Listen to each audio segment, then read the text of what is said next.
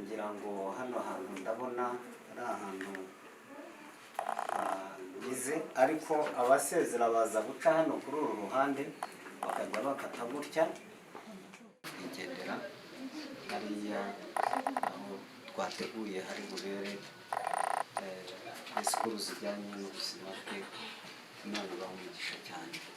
Hanyuma reka dusabe kugira ngo abasezera baraza guca kuri uru ruhande gutya, hanyuma basohoka bajya hariya mu byicaro mu madeni. Noneho abaririmbyi murakomeza muduhe indirimbo y'abasezera.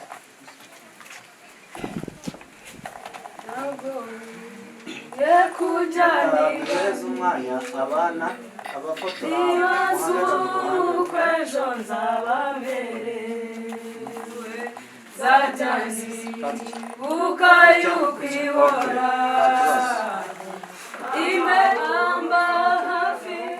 amba hafi ndetse buri munsi kandi angenera ubuntu bumwize ajyanye korera imitwaro niwe data kandi niwe mana.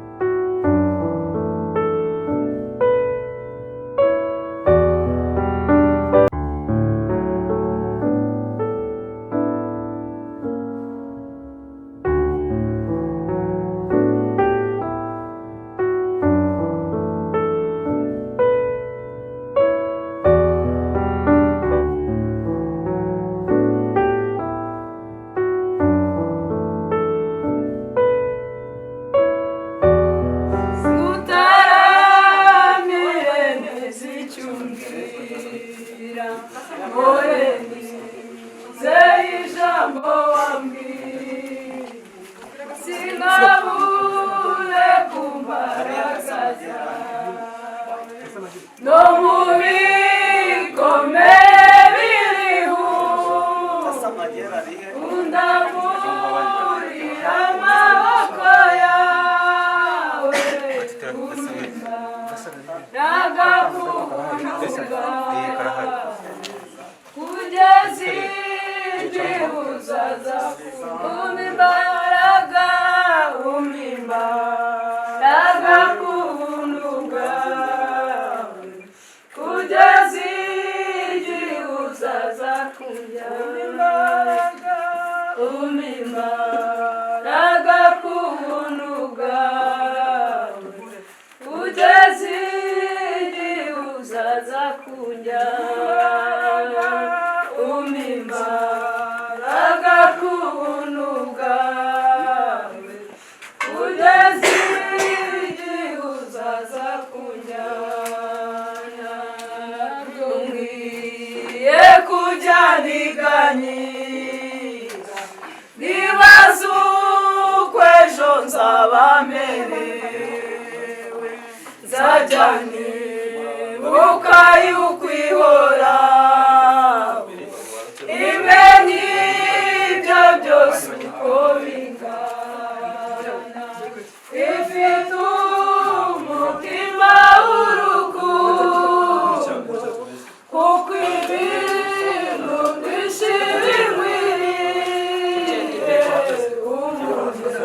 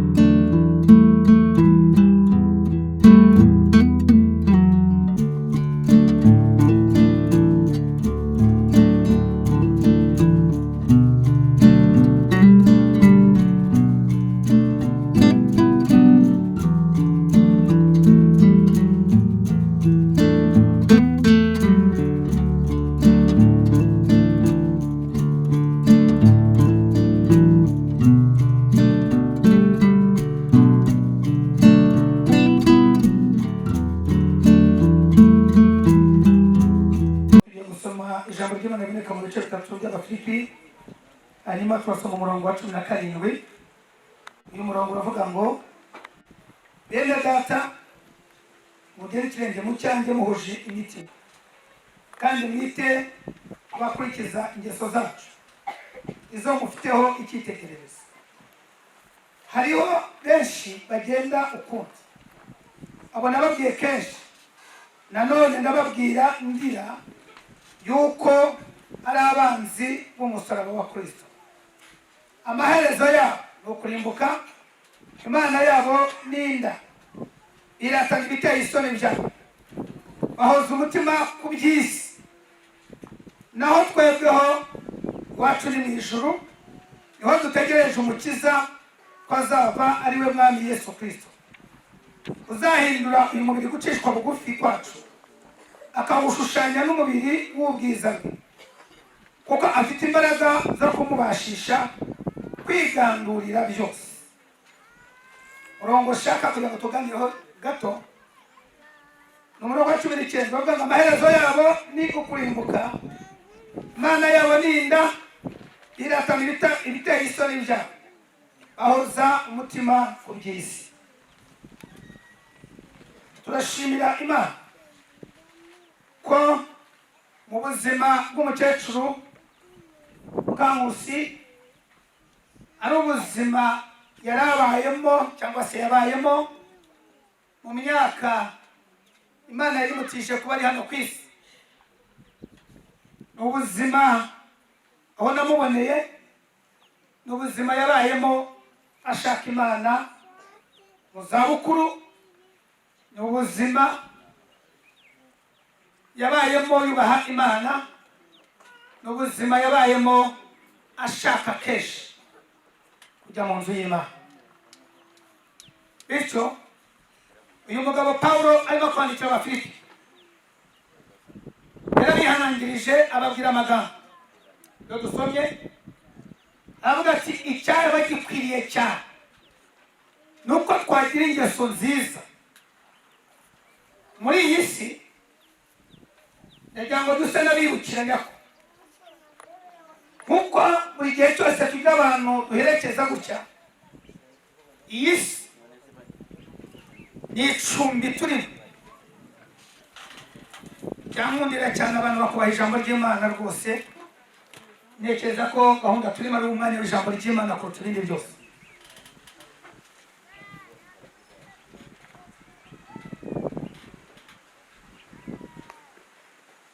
Murakoze. Pawulo arimo kubwira abafite aravuga ati icy'ingenzi kandi gikomeye nuko abantu bagira ingeso nziza bakiri hano ku isi. Kandi amahirwe ari muri ibyo ngibyo Pawulo yavugaga. Kugira ingeso nziza ntabwo bigora. Kugira ingeso nziza ni ibitekerezo by'umuntu ahindura, akareba ibitekerezo cyangwa se akareba ingeso yari afite, agafata icyemezo cyo guhindura ibyo yakoraga bitari byiza abiganisha mu nzira nziza. Kugira ingeso nziza ntabwo bisaba igice kimwe n'ikindi kiroreye. Kugira ingeso nziza bisaba umuntu muto, kugira ingeso nziza bigasaba umuntu mukuru. Kugira ingeso nziza bisabwa n'umuntu ukomeye, kugira ingeso nziza bigasabwa n'umuntu woroheje. Kugira ingeso nziza bisabwa umuntu utunze, kugira ingeso nziza bikagira n'umuntu udatunze. Kugira ingeso nziza bisabwa umuntu ufite akazi, ariko no kugira ingeso nziza bigasabwa n'umuntu utakagira. Kugira ingeso nziza ni kimwe mu buzima bw'umuntu, ikiremwa muntu Imana yari. Pawulo agarutse ku murongo wa 19 yavuze amagambo akomeye hari. Avuga ngo mujye muhoza umutima kuri mu ijuru hari. Yavuze ijambo rikomeye umuntu wese yatekereza akariha agaciro kandi akanarigenderaho. Avuga ngo muhoze umutima kuri hejuru hari. Bivuze iki byo ngibyo? Iyi si turimo icumbi ry'igihe gito. Iyi si turimo ni icumbi abantu badakwiye kuryaniramo. Iyi si turimo ni icumbi ry'abantu bakwiye kumvikaniramo. Iyi si turimo ni icumbi abantu badakwiye guhanganiramo. Kuko twese, yaba uwukomeye, yaba uworoheje, yaba uwiyita ibyo yiyita ibyo ari byo, igihe kirashyika nk'iki ngiki cyashyikiye umukecuru wacu. Iyi si akayisohokamo akagenda ntacyo atwaye, ntacyo akuyemo. Icyo bivuze ni iki? Bivuze ngo aha ni icumbi ry'igihe gitoya dufite. Abantu barimo kunyumva bavuge ngo amen. Musubiremo muvuge ngo amen. Ni icumbi ry'igihe gitoya, ni icumbi ry'agahe gatoya. Nubwo wagira imyaka 30 ariko ni igihe gitoya ugereranyije n'abasogokuru igihe bayimaragamo.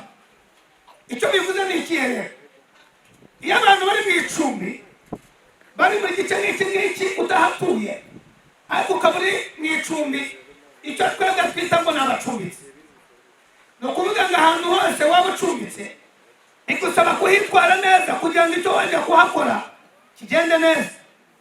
Iri ni icumbi ry'igihe gitoya, ni icumbi ry'igihe gitoya, kandi buri muntu wese akwiye gutekereza uko bwije n'uko bukeye. Kandi ni icumbi ryo kumenya ko hari ahantu twavuye, kandi ahantu twavuye turi ngombwa kuzasubirayo, kandi tugomba gusubirayo dufite umwimerere w'uko twavuye. Umuntu ashobora kubanga akajya i Buganda agakorerayo cyangwa se mu kindi gihugu duturanye, aragenda akajya gupagasa ariko akajyana indangamuntu igaragaza ko ari umunyarwanda. Ahari arakora ariko akaba azi neza ko azava mu gihugu yagiye gupagasamo akazataha.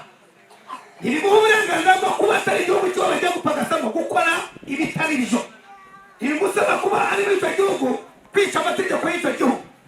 Icyo bimusaba ni ukubahiriza amategeko y'icyo gihugu kugira ngo ashobore gupagasa, akore neza, azatahe neza, atahukanye ibyo yagiye kuzana cyangwa se ihaho yagiye kuzana. Bityo rero twavuye mu ijuru. Icyo ni cyo gihugu twavuyemo. Twavuye mu ijuru. Ni igihugu gifite amategeko, gifite itegeko nshinga.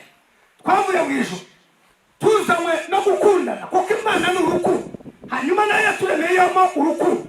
Satani amaze kubyitegera asanga muri twebwe ntabwo dukwiye gukundana, akaba ariyo mpamvu tugeze hano ku isi twahasanze Satani n'abadayimoni biwe, arangije aduhindura itegeko ryo gukundana ahinduramo kwangana. Uyu munsi wa none igihugu twaje gusukiramo, twaje gupagasamo, uyu munsi niyo mpamvu mureba turimo kukiryaniramo. Iki gihugu twaje gupagasamo niyo mpamvu mureba turimo kucyanganiramo.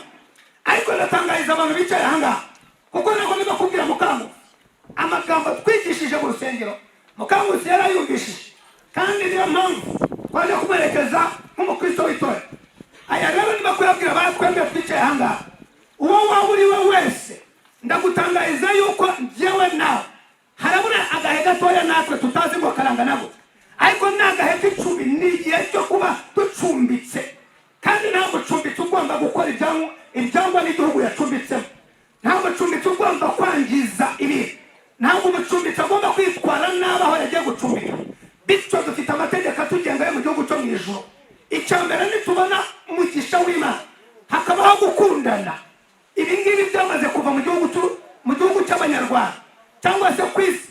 Abantu ntibagikundana, ntibagishaka kurebana, ntibagishaka kumvikana, ntibagishaka guhuza, ntibagishaka, kuko Satani abizi neza iyo yadukuyemo imbaraga z'urukundo aba yakwishe nabi, aba yamaze kutugeza ku mwobo w'urupfu. Ariko iyo umuntu yamaze kugira imbaraga z'urukundo, Imana ubwayo ibiri muri we, Imana ubwayo ibikorera muri we, Imana ubwayo ibigendera muri we, aba arimo kubahiriza itegeko nshinga ry'igihugu azasubiramo.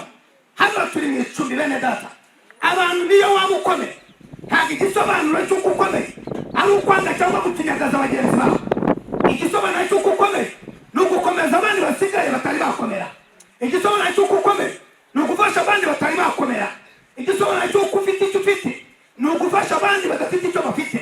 Ibyo ngibyo bituruka mu mbaraga z'urukundo. Iyo hatarimo imbaraga z'urukundo birangira buri muntu wese abaye nyamwigendaho. Banyarwanda, banyarwandakazi, turi mu icumbi. Reka babwire iki kintu, iyo abantu ari ahantu hamwe ari impunzahantu, ahantu igice kimwe abantu barimo mu byibuke neza, iyo abantu bari impunzahantu pembeni, tuvuge umuntu wese wari uri mu buhunzi ahantu, impunzi zirakundana. Iyo Abanyarwanda bari ahantu runaka bahuriye mu gihugu cyane barakundana. Urwo rukundo abantu bakundanaga rero bari mu buhunzi cyangwa bari hamwe, nirwo rukundo bakwiye no gukundana bari mu gihugu cyabo. Nta mpamvu yo kugira ngo abantu bangane, nta mpamvu yo kugira ngo abacenja, nta mpamvu yo kugira ngo abantu bashwane. Ariko twese tuvuge ngo amen.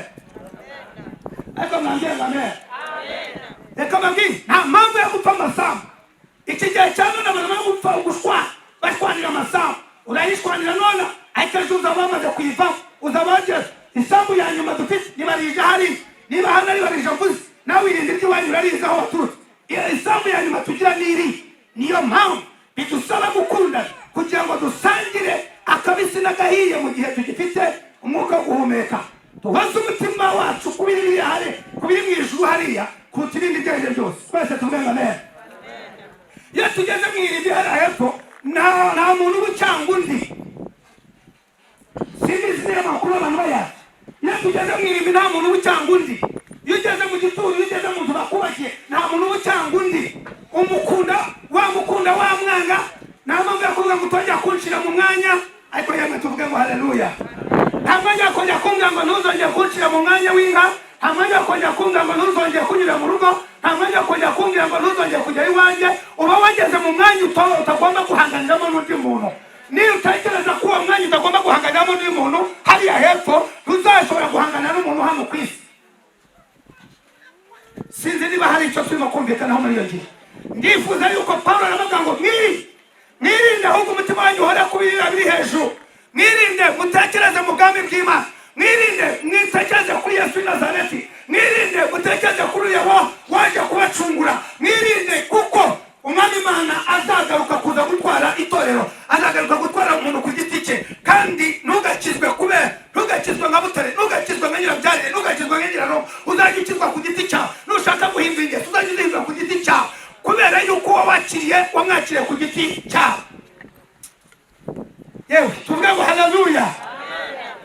Mukangusi nta kibazo afite, yari umwana w'Imana. Nta n'impamvu yo guheranwa n'imbaraga z'urupfu, nta n'impamvu yo guheranwa n'imbaraga zo kuneshwa. Twese twumvire, twese tuzamuke tuvuge ngo haleluya. Mukangusi munsi dukeneye kumukurikiza amagambo meza, amagambo aryoshye. Nidukundana bizatuma njya mbabara. Ndimo kubwiriza ku rupfu ngurunguru. Njya mbabara. Umuntu amenya mugenzi we ariko yapfuye. Icyo ni ikimenyetso cy'uko Imana yavuye mu bantu. Icyo ni ikimenyetso cy'uko Imana yamaze kuva mu bantu nta rukundo abantu bakigira. Umenya mugenzi wawe, umenya mwene wanyu uko yapfuye.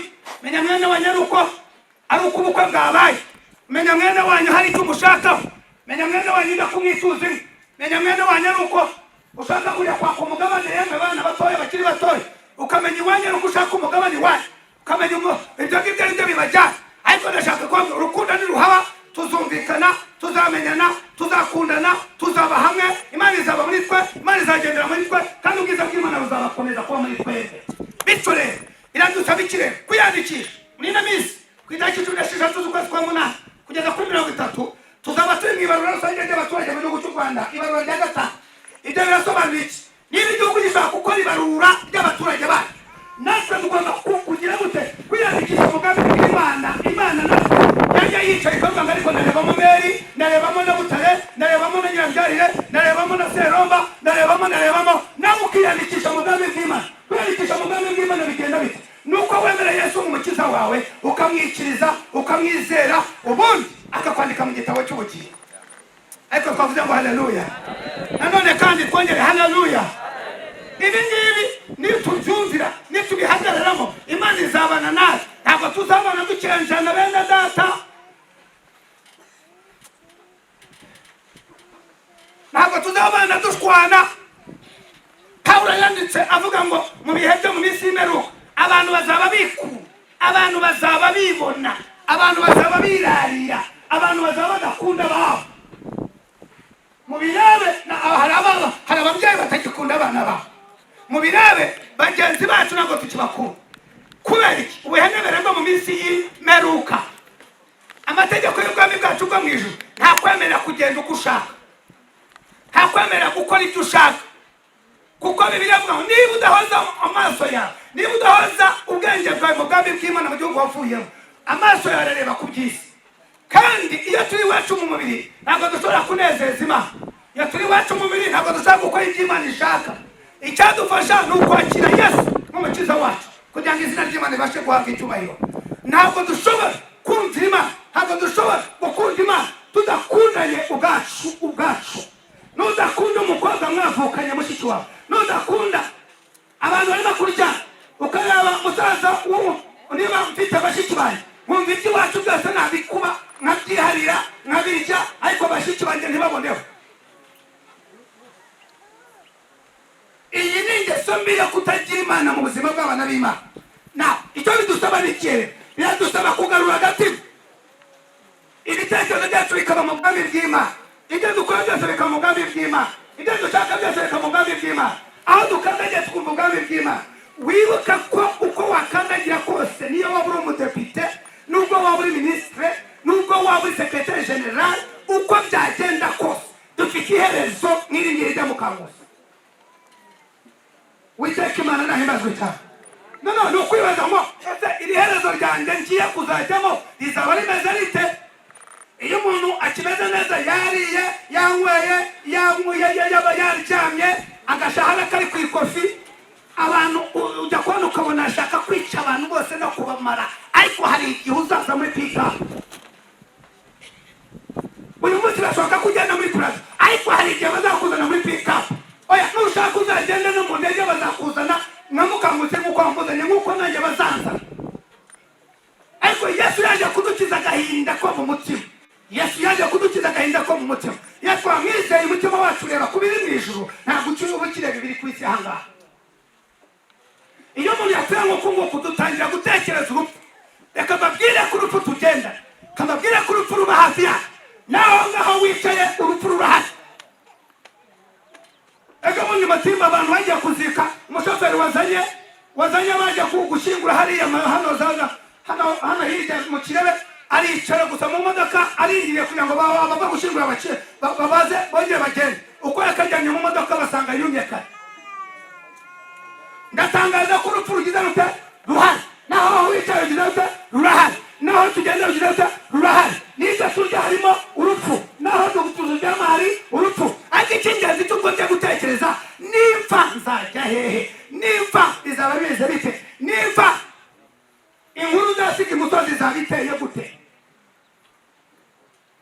bisaba ikirere guhindura ibitekerezo. Navuze ngo guhindura ibitekerezo ntibijyana n'umutungo ufite, ntibijyana n'umushahara winjiza, ntibijyana n'ibintu ufite, ntibijyana n'uburebure bwawe, ntibijyana n'ubwiza ufite, ntibijyana ikigira icyo gifite ukagira agaciro. Umuntu udafite Yesu nta gaciro afite. Aya ni amakuru yizewe muhaye. Niba nta Yesu ufite utaranamwakiriye nta gaciro ufite. Ikigira icyo kigira ikiguha agaciro ni uko ufite Yesu. Yaravuga ngo no muri futura cyane, reka babwire ko niyo bafite ipeti rya general, iyo tugeze ku gituro riba rimaze guta agaciro. Reka se musoreza aho ngaho. Ndabizi neza yuko mwese hafi ya benshi bajya mu rusengero barasenga baranigisha. Nubwo twavuga ibintu byinshi cyane biri mu muhango amadini tuba twarashyizeho gusa ngo ntitutabwiriza ku rupfu, kandi ngo uwo murongo turaba tuwishe, tuba turimo doktrine gusa z'amatorero. Ariko icyo nzi cyo ni kimwe, ni uko tugomba kwibuka ko urupfu ruhari, kandi ubwo urupfu ruhari dukeneye kugira ngo duhindure ibitekerezo, tuzagira inkuru nziza dusiga hano imusozi. Uwiteka nahimbazwe cyane. Ariko abantu bambwire ngo amen. Ndimo ndasoza, ntabwo nagomba gusoma ibyanditswe by'isi, si ngombwa. Icy'ingenzi kugira ngo twibukiranye, kandi nkomeza umuryango wa Rutamu nawe wigendeye. Uyu munsi ndakomeza abana baho, ndabakomeza mu gute? Nuko nibakomeza Yesu mu buzima bwabo, nuko nibakomeza Imana mu buzima bwabo. Dore papa aragiye, mama aragiye, igisigaye ni Yesu mu buzima bwabo. Twese haleluya. Nabibonye kenshi kandi mbizi kenshi, kandi namwe mubyiziho. Ndabizi bamwe muri mwebwe aya majambo mujya muyafata no mu mwanya mugiye kuyafata, bagiye kubaha ijambo muvuga. Twaza kumva umuntu yitangariza tubwira ati rwose jyewe ni mubyara wo kwa runaka, kandi noneho abana banjye muhubure, nzabana namwe, ngiye kuba hafi yanyu, dore musigaye mwenyine. Ariko akagenda atazagaruka. Namwe mwitare haya majambo mujya muyavuga, bavuga ijambo mu muryango wanyu hagize urupfu. Oya humura mwana wanjye, yewe dada ihangane, mukobwa hewe munyamo nyirane ihangane rwose, ndaza tuzagumana, tuzahagarara. Byaba bishoboka nahita mubaza ngo igihe tuzahagaranye mama akiriho, igihe tutahagaranye data akiriho, ubuje guhagarara ko utari kuja kuvuga ko tuzahagarara. Turabazi mugenda mugiye, ariko ndabakomeza bene data. Yesu, Imana yabwiye Yesu wagute, yamubwiye ngo reka mubwire, nzakujya imbere ahataringaniye, nzaharinganiza, kandi nzabana nawe ku manywa na nijoro, nzaba ndi kumwe nawe. Bivuze iki? Ujya gukora ubukwe tuzakuba inyuma, ujya gusenga tuzakuba inyuma, waba upfushije tuzakuba inyuma. Imana yo mu ijuru yonyine yo kubyara, bambwiye ngo haleluya. Imana yo mu ijuru yonyine niyo ivuga ngo nzakujya imbere ahataringaniye, nzaharinganiza. No mu butunzi Imana izabana namwe bene data, no mu bibazo Imana izabana nawe. Nubwo rutamata ariko Imana yanjye izaringaniza ahatagize gute, ahataringaniye. Nibahumure, simbujije abaza kuvuga ko muzagumana, ariko utabonye mwisiza mwisakara ntuzamubona. Icyamarazi cyo mbibwiriye cyo musaza sije navuze, mukomerane na Yesu niwe utakidusiga. Abana natwe mu bupfubyi, mu bupfakazi akabana natwe, mu gusonza akabana natwe, mu cyiciro cy'ubudehe akabana natwe cya mbere, no mu cya kabiri akabana natwe, turyamye n'ababana natwe, turana n'abaturana natwe, uko bwije abana natwe, abyukana natwe, agendana natwe. Vuga ngo haleluya. Now mbaraze kwishakira Yesu, naho ibyo abadata bacu twarabimenye.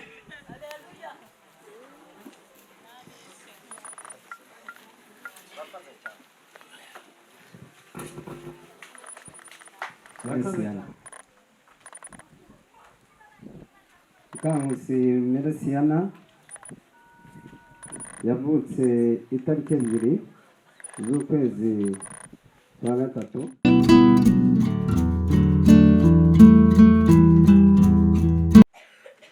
Avukira Rwinkuba, umurenge wa Gahini, ubu ngubu ni mu karere ka Kayonza. 1959 ababyeyi be kimwe n'abandi banyarwanda bandi bahungiye mu gihugu cya Uganda muri district ya Ntungamo. Ubu ngubu 1964 yashakanye na nyakwigendera John Rutamu,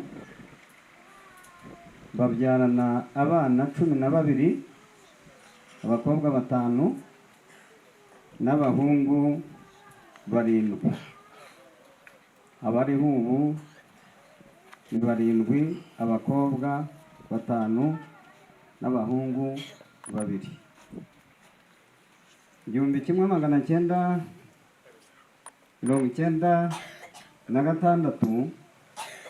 yagarutse mu Rwanda, atura mu karere ka Nyagatare, ari naho asoreje ubuzima, ndetse n'umugabo we ari we John Rutamu akaba ariho yashoreje ubuzima mu myaka 3 itambutse.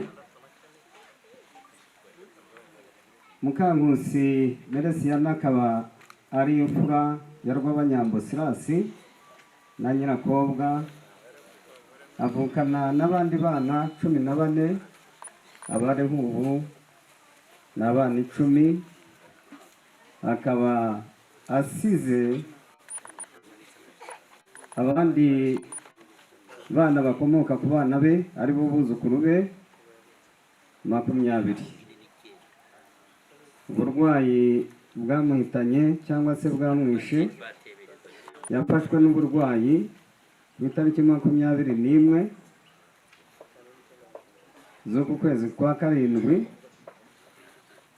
2022, ajyanwa mu bitaro bya Nyagatare, ari naho yaguye ku itariki 22 z'ukwezi kwa 7. Murumva ko atarwaye igihe kinini.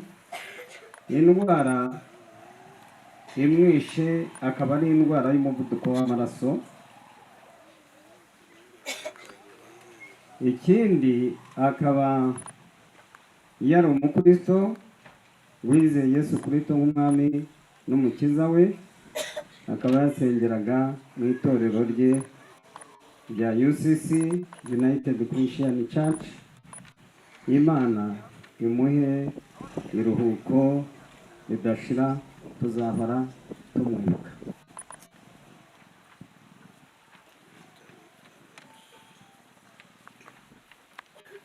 Nagira ngo rero dukurikizeho nanone kumva ijambo y'umwe mu bavukana nawe kandi ari we musaza uhagarariye basaza be ndetse n'umuryango wabo mugari wa Benegitore. Kandi nyuma ye turaza kumva n'umwe muri barumuna be Mujawankusi. Reka rero duhikaze Muzehe Makombe kugira ngo atere intambwe bamushyikirize microphone, atugezeho nawe ijambo riri ku mutima w'uyu munsi. ariko bagize igihe cye nanjye mfite cyane, kandi rero mpagaze aha ngaha ndashima Imana cyane, kuko yari nka mama n'undi ndamuhindukije. Ejo bundi yarambwiye ati hari kuwa 2 yarampamagaye ati kuwa 6 tuzaza gusura. Rwose ikari igiye kumva ari kuwa 4 nijoro, umwana arampamagaye ariko umuntu ameze nabi. Yafashwe ryarese, yafashwe akanya gato ngiye kumva ngo ndaburabizi Mukankusi nanjye rero nijye nanjye ubuzima bwanjye bwagiye, ariko nashoboye kwihangana. Imana ifashe mpagaze akarere ka Mukankusi karabanye barumuna be bose nibo babareze yari umubyeyi wabo bose ariko n'Imana ishimwe ko tumbere nanjye ejo bundi yashatse mbere n'igihe warabanje ariko none nk'uko yari mama ndamurikije tubona abagore rwose mu Mukankusi arashaje reka agende kandi ikindi yarashaje nk'abagabo nanjye nasaba Imana uza urupfu rw'umutware nanjye ruzamuhere neza nk'uko mutware mwese niyo nzira ntabwo najya rero ngo mbabare byari bigiye agiye n'abagabo uru ni rwo rupfu rw'abagabo kuko ntagaragaye bagira atababare Mukankusi baratuze nongeye gushima abantu wese hari umudamu batamurika ntamuhamagaye nshaka uri kumwe nawe turi kumwe n'umudamu w'umuturage sinuzi ariko Imana igumugisha ni wowe Imana igumugisha mukobwa bose noneho ntahamagara uriya mwana wanjye bugiye gucya bageze kuri Batamuriza bagenzi banjye Batamuriza Imana igumugisha burya rero umubyeyi arabyara wabyara abana 10 ariko havamo umwe niwo mwana wawe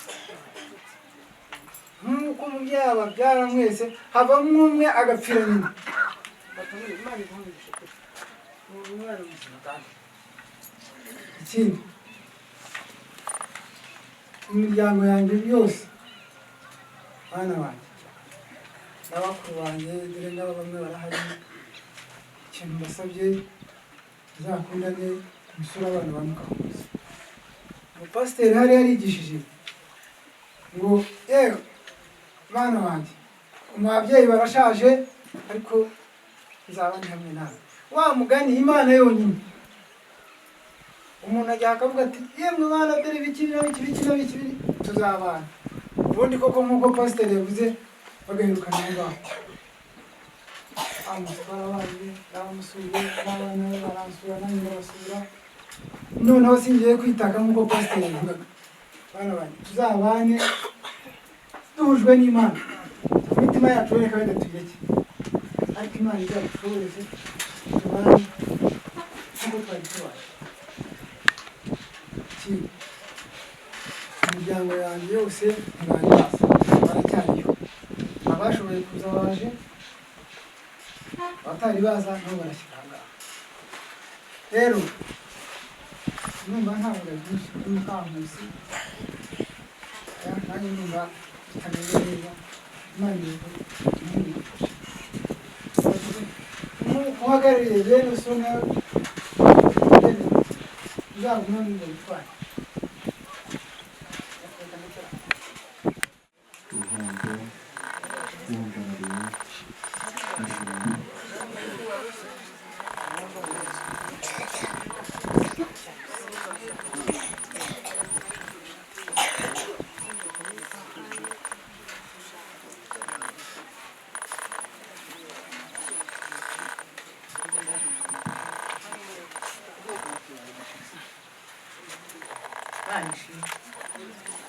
ariko ntabwo nshima ko Mukankusi yapfuye ugase ngo Imana imuriye neza yireka se nkamureba ku maso he rero ntacyo nshima cyane ariko ndashimira mwese mwatabaye bene Mukankusi kandi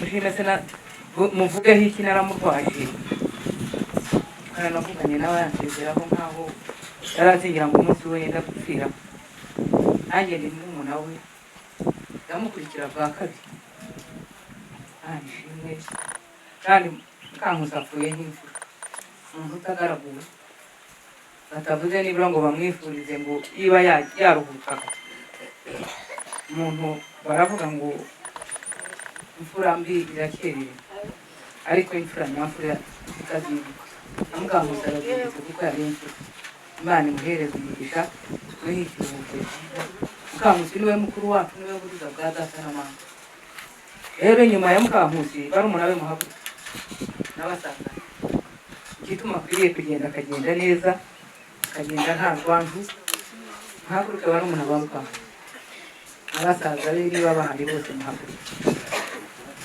Se Mukankusi ntagiye nk'imfura, ubu twari tukimwifuriza yigiyeho imbere yabona, none ntabonaho. Murakoze mwicaye, Imana imuhereze umugisha, imuhereze kwiga nanjye n'abo twazanye yayirose nawe namurebwa yari mwakoze kumubana. Imana ibahereze umugisha, iyo naho uri hose Imana iguha umugisha. Kumva ngo Mukankusi yapfuye, ibintu biri iwacu ni byinshi cyane bibi. Izuba ryaraduteye, abantu ntibaba mu mago yabo, amazi yarabuze, ariko arambwira ati ntabwo ndi bukureke ngo wijyane. Nanjye numvaga ntafite ubwigana, kandi nanjye mpagaze ahantu arwaye, ariko Imana yibare kugira ngo Mukankusi murebe ijisho ryanjye. Atamuriza, Imana iguhereze umugisha cyane uruhande rwanjye. Imana yarakigukoreye, gusa abandi kugira ngo bamwangane ntabwo bigeze bamwanga, ahubwo wamubaye bugufi. Kandi nyine umuntu arabyara nk'uko Magomba bivuze akagirwa n'undi. N'abandi bagutabaye, n'abandi bashyizeho ibyabo, natwe twese twaje, ariko Batamuriza Imana iguhembe, nawe izaguhe ukuzika. Imana ibahereze umugisha, bane namwe abadutabaye mwese murakoze. Imana ibane cyane Mukankusi, gushimira ndetse no kuvuga mu izina rya barumuna ba Meresiyana. Tugiye kumva ijambo ry'uhagarariye umuryango yashatsemo. Ushubije uyu mwanya, ariko ubaye nkuzuye n'umutima wanjye. Ubuzura ashaka kuvuga ni ugushaka kubona umwanya numva ubundi narabuze amagambo navuga kuri Mukankusi Meresiyana. Navugaga nk'umukuru w'umuryango, nkumva bitumvikana, kuko nakamuvuzeho nk'umuntu amaze kugera mu muryango wacu yashatsemo,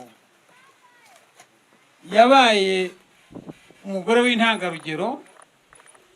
Ibyo rero bigomba guha umuntu kuvuga unashingiye ku byuzi, nubwo Pastor Kayumba aravuze ati zitukamo nkuru. Nshuti bavandimwe, birakomeye kuvuga uyu munsi duhagaze aha ngaha tuvuga kuri Mukankusi nk'umuntu washyingiwe agashyingirwa mu muryango wacu, akawubamo avuye mu muryango w'Abenegitore, akaba umubyeyi w'aba bantu mubona baraha, akaba muramu w'abari aha ngaha n'abatashoboye kuza neza, akaba uwo twakwita umuvugizi hagati y'Abahana n'Abenegitore, n'ubwo basanzwe bafite. Mukankusi amaze gushakwa na John Rutamu babanye neza. Icyo gihe byari ibihe by'abana bashakirwaga n'ababyeyi. Umuryango w'Abenegitore ari ubyara Mukankusi watubereye umuryango mwiza, kandi ntabwo wigeze uduhemukira cyangwa tubere umujyanama gito. Umuvandimwe we musaza we Makombe turaziranye mu bintu byinshi. Iyo byabaga ngombwa twahuraga muri uyu muryango nawe tukaganira, ariko icyatumaga duhura umuryango wacu ugahura n'umuryango uwo Mukankusi avukamo, n'ubwiza bwa Mukankusi n'ibyiza bya Mukankusi yakoze muri burya.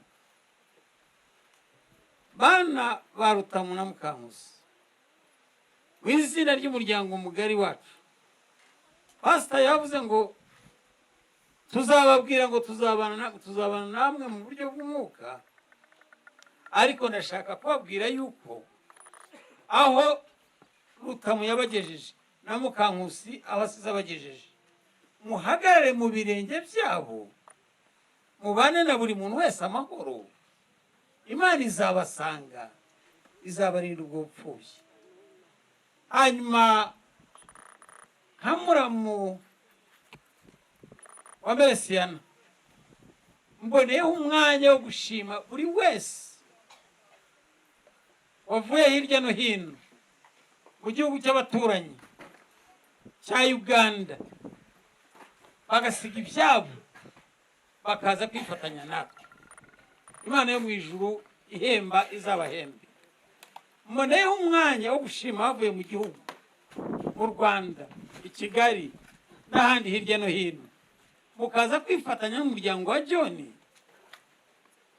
tugaragariza yuko nubwo John yagiye Mukankusi akaba agiye amukurikiye, dore ko asa naho umwe yagiye ejo undi agiye uyu munsi, nk'igitondo cyaramutse ikindi kigahinduka, kuko n'urupfu rwa Rutamu rwari rutari rwamenyerwa. None Mukankusi nk'imfura nziza n'abaramukurikiye. Ariko nagira ngo mbabwire, nubwo mbihanganishe nkababwira aya magambo,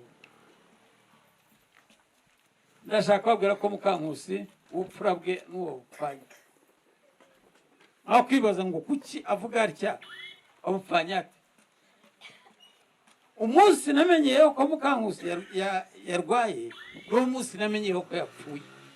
Bisobanuke yuko atigeze agira umuntu uwo ari we wese avuga ngo noneho ngo ntabwo bucya ntabwo bwira, cyokora igihe cye cyageze aragenda, kuko ntabwo nanavuga ngo Satani yamutwibye, ko Imana n'inyambaraga ntabwo yakwibwa na Satani. Igihe cye cyageze aragenda. Amagambo muvugaho nuko yakoze imirimo ye yose, agejeje igihe cyo kwisoza. Mwumvise abuzukuru asize, umubare w'abana yabyaye mwawumvise, asize abakwe, asize umuryango mugari. Aho rero Imana yo mu ijuru yakira abantu ahayo yabateganyirije. Pastor yavuze ngo yahoraga arwana asibana ashaka Imana, ni nayo mpamvu yapfuye asinziriye. Iyo ugira ngo ntabwo yigeze ashaka Imana, yakaba yaragaraguritse avuga ati reka manza ashaka Imana, ariko kubera ko yarishakiye Imana, uwo mwanya ntabwo yawubonye kuko imirimo ye yarayishoje. Rero namuvugagaho aya magambo meza muziho, ngaragaza yuko yakoze imirimo yose akaba agejeje igihe yushije urubu rwe. Mbwira abana be, umuryango we baramube, bumvise ko n'uwajya kuvuga uyu mwanya atarahanga nawe yagize ikibazo ararwaye. Abasigaye mwihangane, mukomere muri Yesu, dukomeze duharanire kubana neza, amahoro. Kandi Mukankusi, Imana izakuduhembere, izakuduhera ikiruhuko kidashira, izagutuze aheza, atumye imiryango iteranye kuvugaho aya magambo. Murakoze.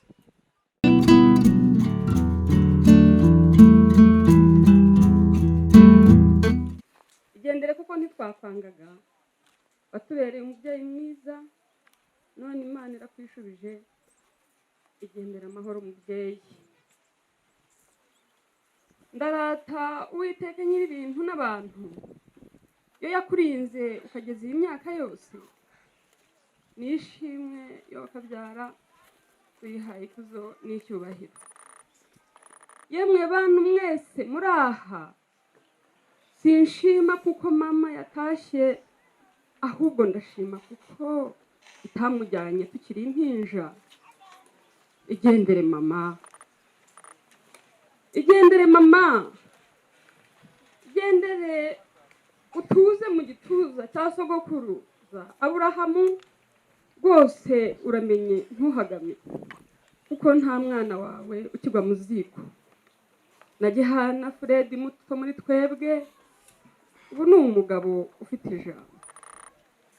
Igendere mama, igendera ubwo utadutaye tukiri inshenyi, icyo gihe twari indahekana ntawe ubasha kurera undi, wihanganiye imibabaro yose, uratuza ntiwaduta, uraturera ngo tudahungabana, rwose intego yawe wayigezeho, igendere usinzire mu mahoro. Reka ndekere aho mama, mvuze byose sinabirangiza. Kayumba Dorothea na Mukamugema watureranye ukadusumbanya, nabo bafite icyo bakuvugaho. Igendere mama, yego turababaye rwose, ariko twizeye ko tuzongera kukubona ku munsi w'umuzuko, kuko tazazukira gukorwa n'isoni. Ngaho ruhukira mu mahoro mama, iruhukire mubyeyi, iruhukire, watubereye umubyeyi mwiza, Imana iguhe iruhuko ridashira.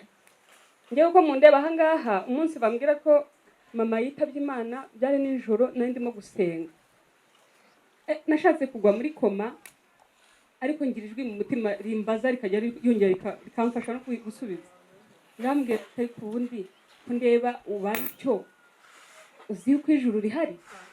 Ndavuga ngo mpita nikanga, ndavuga ngo rirahari.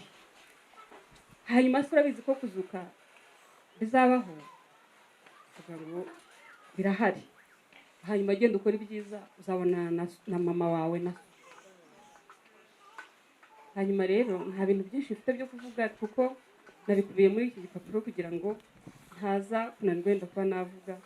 Ariko mama yari umubyeyi mwiza, n'umuntu wese uri aha n'utuye aha ngaha, si bya bindi bavugira ku murambo. Ndabizi neza ko Mukankusi Imana yamwakiriye mu mahoro yayo, kandi ko n'inkuru byiza nzamubona. Murakoze. Aba bandi ntabwo ari uko badafite icyo bavuga, ahubwo ntabwo babibasha. Imana ishimwe, turashima Imana. Umugani ntabwo dushima Imana ko mama yapfuye, ahubwo turashima Imana ko twe duhagaze, akaba ari twe tumuherekeza, we ntaduherekeza. Turashima Imana cyane kuba byonyine mama yagiye tukaba tuticaye he twenyine. Byaba yari agahinda kababaje, wenda duhagaze nk'uko yatubyaye hano twenyine, turi kumwe n'iyi sanduka, ari nta bandi bantu tureba. Turashimira Imana rero urukundo mudufitiye. Turashima Imana kutwereka ko mudukunze cyane, mukiyegeranya abava kure mu mibereho y'iki gihe kibi, ukiriza umunsi ugafata imodoka mukaza mukiriranwa hano natwe. Turabashimye cyane, tubashimiye Imana, dushimiye Imana urugendo yabagendesheje mugashyika hano amahoro. Dushimiye Imana ukuntu mwavuye kure, ntabwo ari uko mwabuze icyo gukora iwanyu.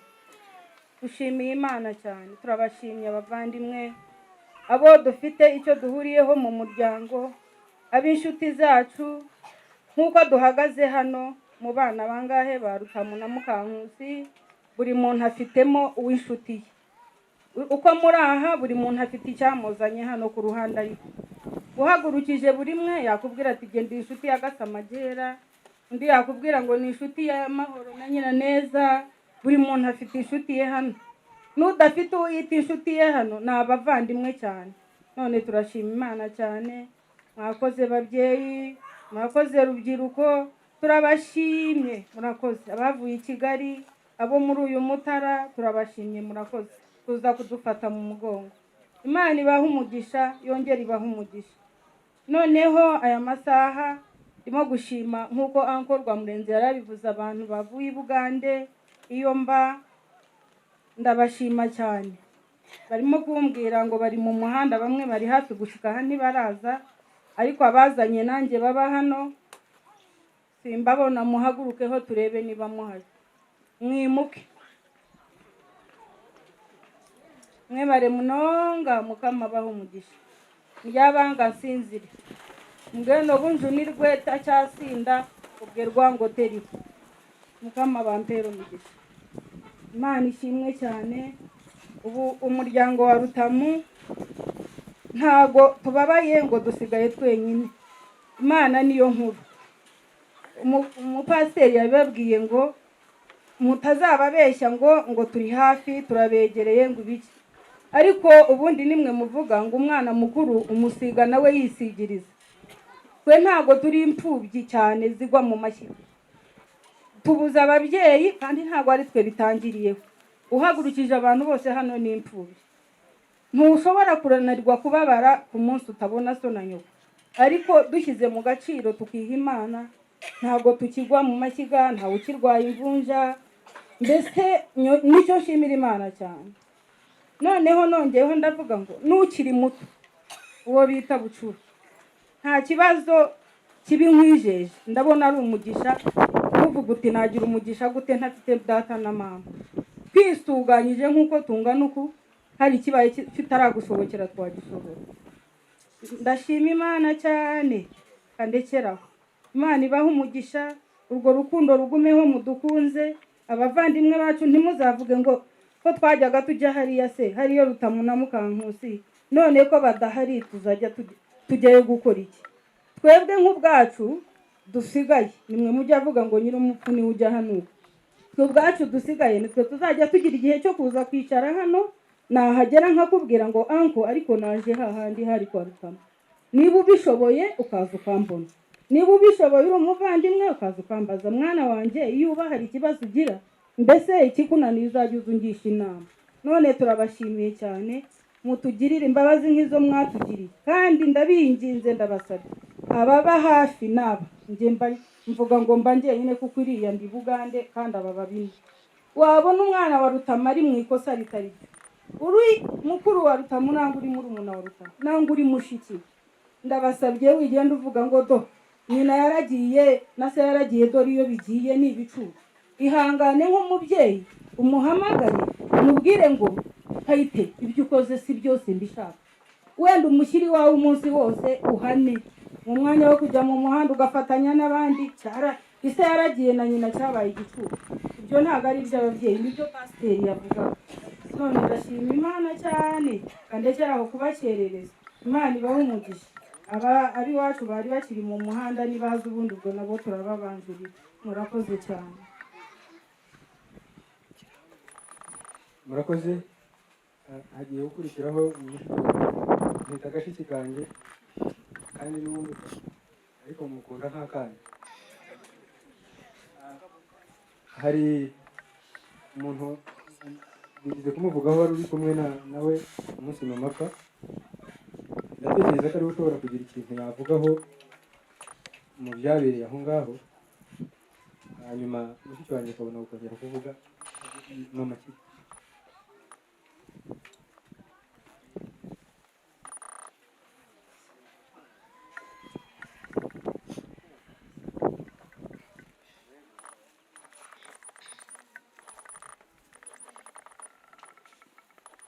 ndabashuhuje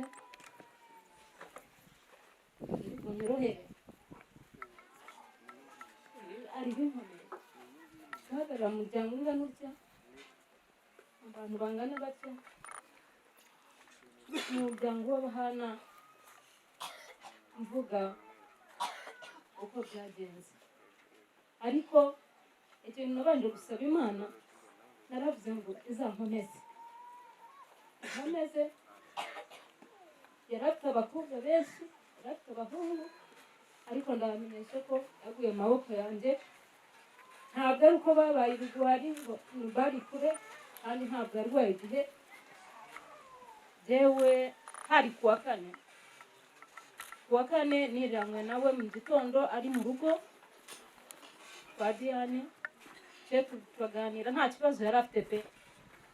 Twaraganiriye ambwira ati njyewe reka nkora agasiporo ariko ndumva umubiri wanjye yari neza, ariko ndumva umubiri umbabaza. Ndavuga ntubwongera ngo ni ukuryama cyane, ugerageza ugende gukora agasiporo.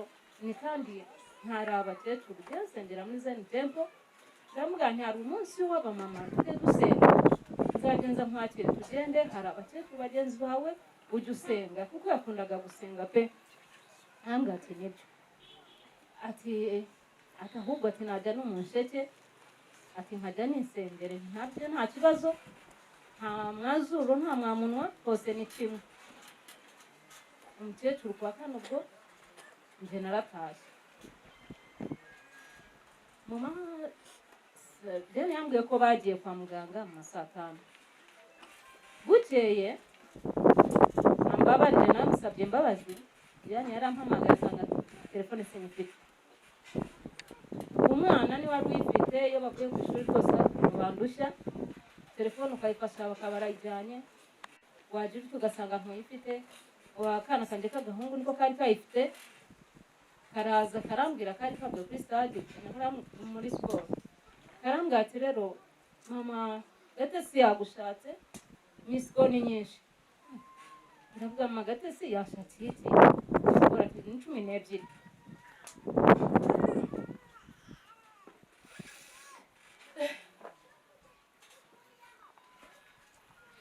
mani nkomeze kuko nibyo nayisabye ubwo ngira ngo yangezeho saa 4 ako kanya nahise mpamagara Magatesi kuko mu by'ukuri sinabyibazaga ibaza umuntu mwari kumwe ku wa kane akora siporo yarazamutse agera ku muhanda kuri kaburimbo arongera aramanuka ibyo uburwayi bwa mama sinabwibazaga ko ari byo yabampamagariye kandi nzi ko mu rugo ari amahoro ariko nibaza misikono 12 zose zari ziti ndamuhamagara arambwira ati ubu turi kwa muganga gerageza uze nambwa kwa muganga nande n'impanuka ni kibazo ki umutwari watwara imodoka mu by'ukuri nahise nibaza nkende umutwari wagize impanuka arambwira ati mama ararwaye ameze natemba shano mwegura ngwino umfashe ndambwira rero saa 4 zirageze reka mbanza nitunganye ndebe nuko nagemura arambwira toya ntugire icyo ugemura ndi hano na mama kandi nta nubikeneye vayo nuko nabigenje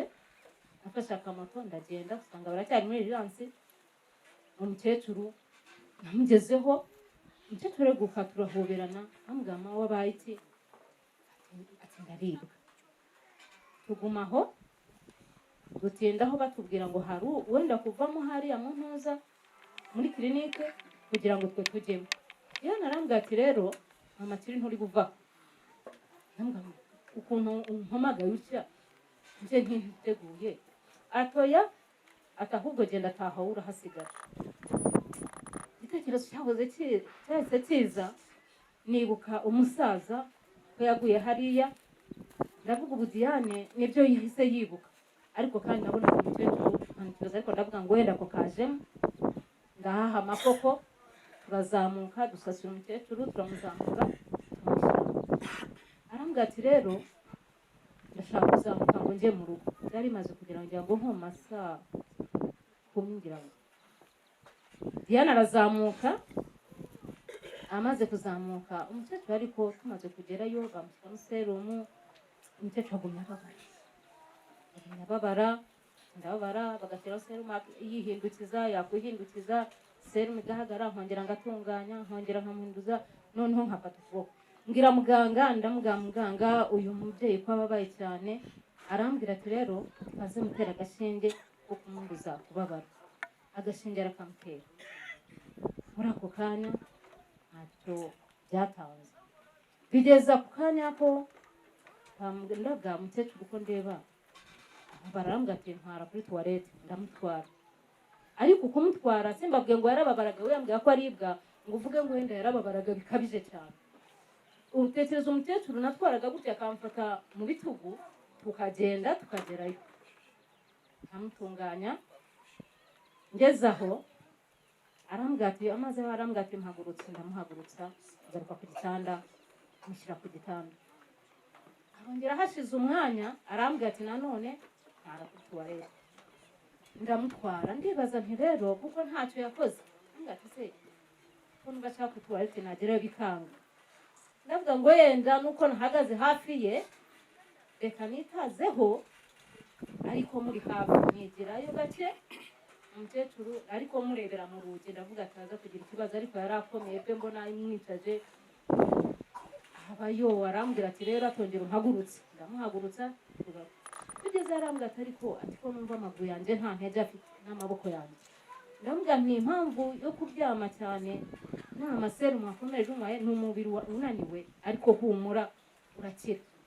Ati tugeze ku gitanda arambwira ati rero niba uciye amahoro atari kunjyana kwa wa mugabo wo mu Nsheke Pastor Demuye. Ndamubwira ati se yavuye kwa muganga. Ndamubwira kwa muganga yavuyeyo, ariko mu by'ukuri nta mbaraga afite, nawe umwuka uracyari muke, ntabwo arajya ku rusengero, aracyari umurwayi, ariko humura uraza gukira, tuzajyayo. Tukaguma aho kanya gato, ubona guhumeka nabi kuraza, mpamagara abaganga baraza bamushyiraho, baravuga ati tumwongere umwuka, barawumwongerera. Bamaze kumwongerera tuhamanaho, turamureba turi kumwe, ntaho nagiye kugeza ubwo Diane yaje. Ariko mu by'ukuri ngiye kurandeba mu biganza by'umukecuru hirabuye, ndebye mu biganza byo misanga hirabuye. Muganga aje ndamubwiye se mugabo, ni impamvu ki umukecuru hirabuye mu biganza? Ni impamvu ki? Noroshe n'ibirenge nsanga mu birenge hasi naho hirabuye.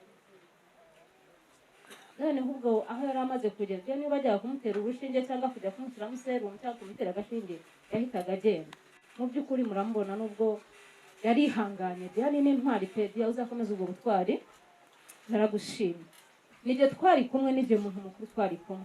Noneho cya gihe twabayeho dusenga, umukecuru nkamusengera, n'abandi hirya no hino bagasenga. Ndibuka Jasi yahamagaye umuntu w'amasengesho, aravuga ati turasenga, dufite umuntu w'amasengesho Mahoro, twari kumwe, byose narabyumvaga. Ati turasenga nk'uko yabivuze, nanjye narasengaga. Diane ubwo amaze kubona umukecuru imbaraga zirangiye, Diane asa nk'ugize n'ubwoba. Ambwira Diane, ihangane, urugamba n'urwanjye, nawe urahagarara bene nyoko aho batari. Kandi bose buri umwe yaravugaga ati buracya mpageze, ariko ntibyakunze. Ariko cy'umugisha Diane agiye kujya, naramubwiye nti rero uzana amata y'inshyushyu, kugira ngo ikintu yarekoje mu kanwa ni ubunyomoro bugera kuri buri tumukandirayo, wamuha umuneke akazunguza umutwe.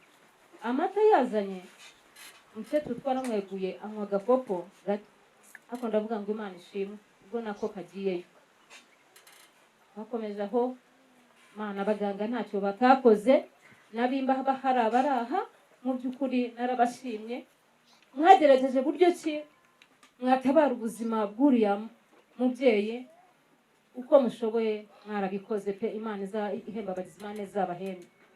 Ubwo byakomeje aho, muganga araza ati rero reka mumwongerere umwuka mwinshi, uyu ni muke. Bari bamushyizeho ku mazuru bagakuraho, bamushyiraho umwuka mwinshi.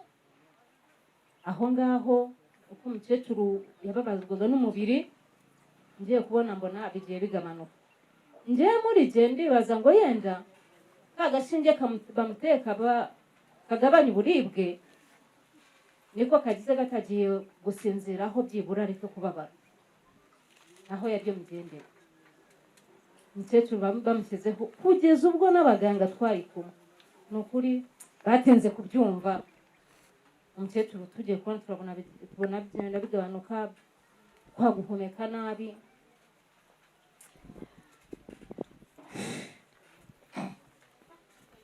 Diane ako kanya yaraje ati mama arapfuye, ntoya ntihumura, ntagihumura. Diane akagenda akazamuka akajya ruguru. Mu by'ukuri ari muri ibyo bihe byo kumera nabi no kujya muri koma, Diane yari yataye umutwe, akojya nsenga ngo Imana hari ikiri bukore. Ndi kumwe nawe ku gitanda nka turi kumwe, mwiyegamiza negura.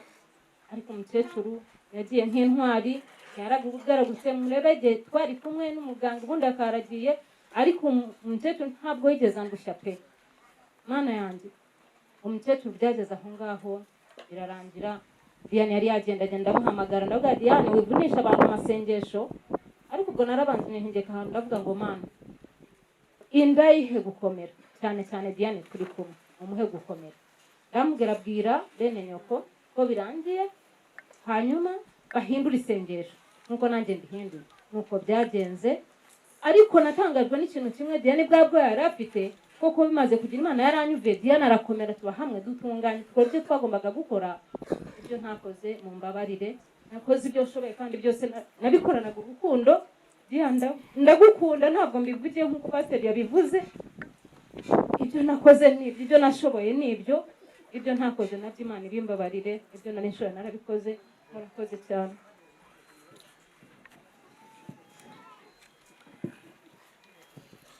murakoze. N'amasaha arimo kwihuta. Mama yari amaze iminsi asa nkaho agize imbaraga nke z'ubukure. Tumukura hano tumwegereza umwana we kugira ngo amufashe nk'umubyeyi ukuze. Yari ageze mu zabukuru, imyaka mwayibonye. Rero niwe babanaga. Impamvu twahaye uriya kugira ngo agire icyo avuga, ndabizi neza ko atari kubasha kuvuga ibintu kuriya byose kubera munsi. Rero agiye kuvuga nawe ibyo ashoboye, ariko ni byinshi.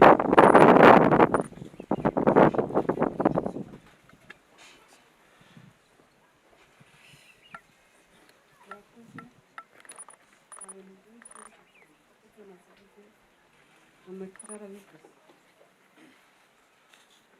Ni ikintu kimwe nendaga gushima mama. Yaramfashije mu buryo butangaje. Ntabwo nari bubishobore, kandi numvaga ntari bubashe no kugira undi muntu mpamagara.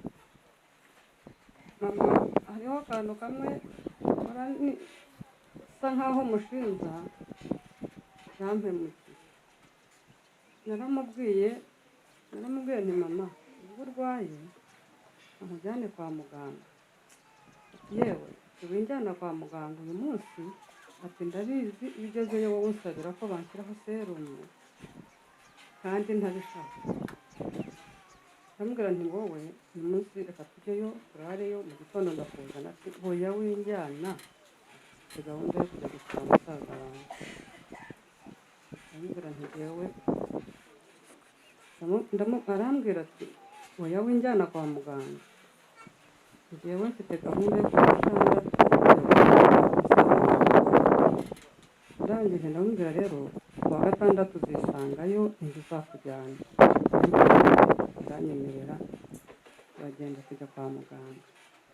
Aho tugereyeyo mbonye arwaye, nkorora ibyo bya papa.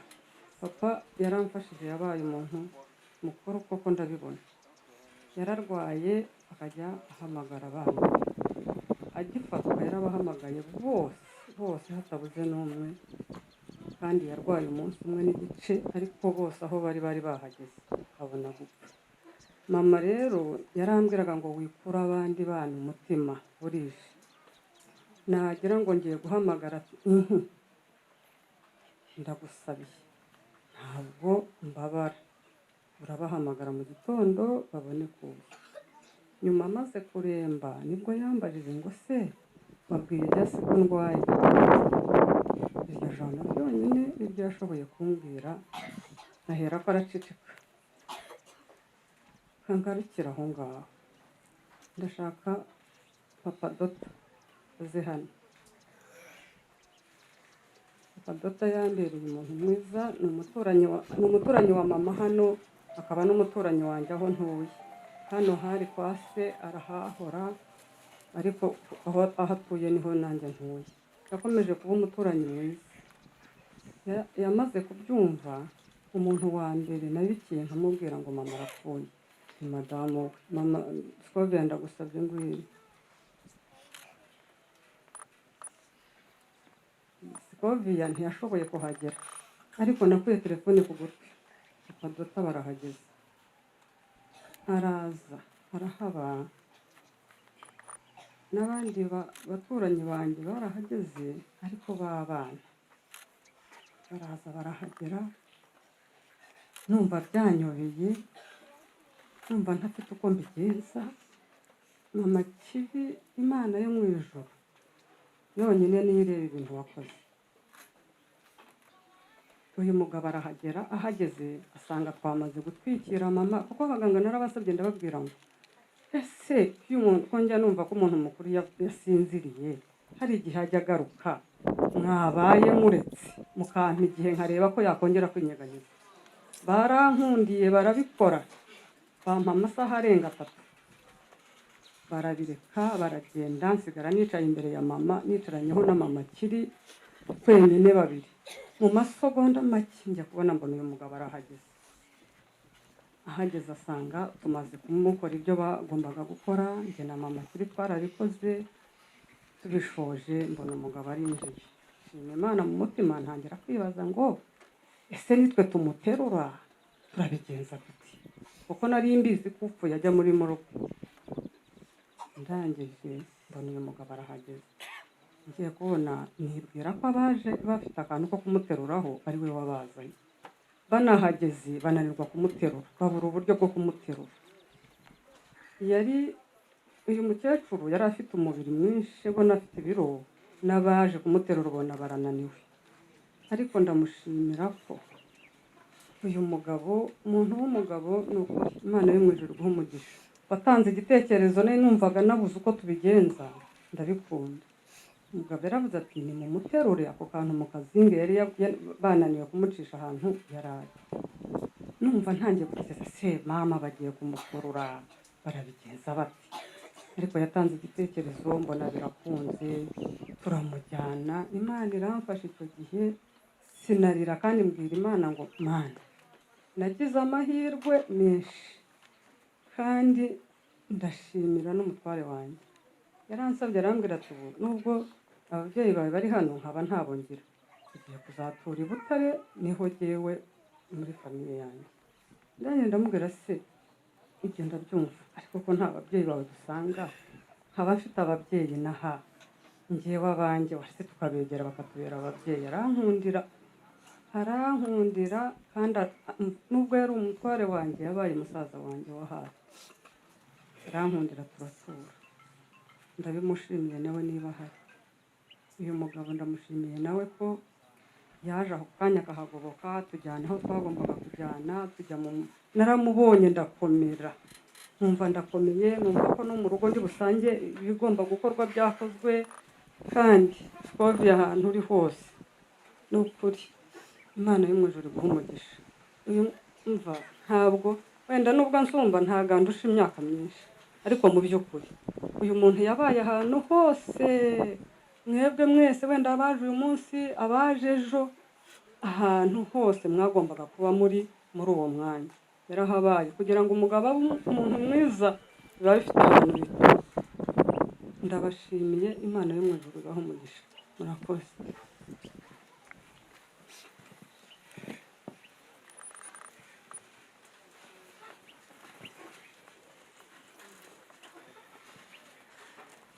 Murakoze.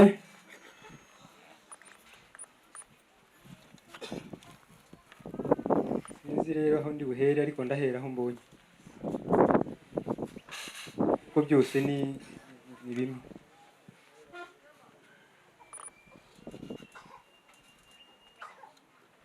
Ndashimira Imana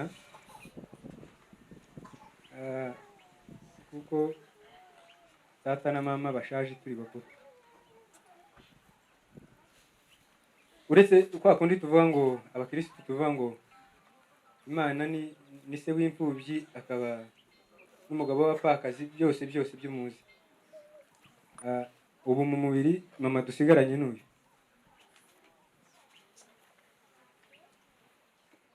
Bagiye kuba mama wacu ari bonyine bitwa gutyo mama, ariko bazajya bajya kumenya nyine ibyatunaniye, ariko uhari mukuru n'uyu.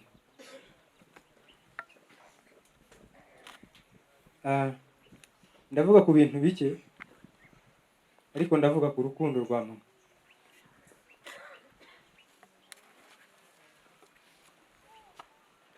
Ngira ngo uriya mugabo uyoboye gahunda ni pasiteri, bavuze na mushiki we mu muvugo bavuze. Mama yabareranye n'aba bakuru nk'abana be.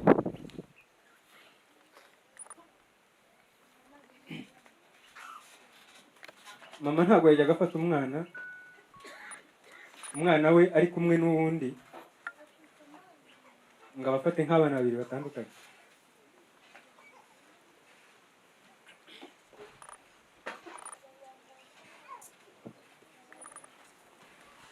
kera niga muri segonderi niga hano hepfo mu Mpeke, mu gitondo twazaga muri siporo.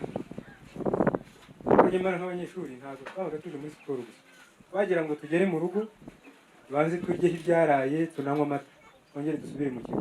Murabizi iby'abanyeshuri. Twakundaga kuza turi abana batatu, umwe wabo ni hano haruguru. Twahagera twasanga amafaranga yabaga afite, abana twazanye akabahereza rutayange. Noneho nkibaza simbivuge, ariko nkagenda nibaza, none se mama kari mama kubera iki yakayaryaho menshi akayahereza abandi bana?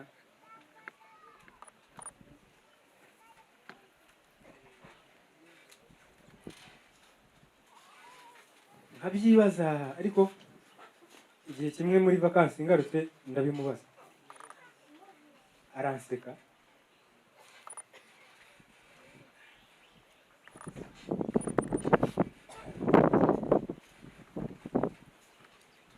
Mwihangane. Arangije arambwira ngo none se niba ibyo bintu ujya ubyibazaho uri umwana wawe,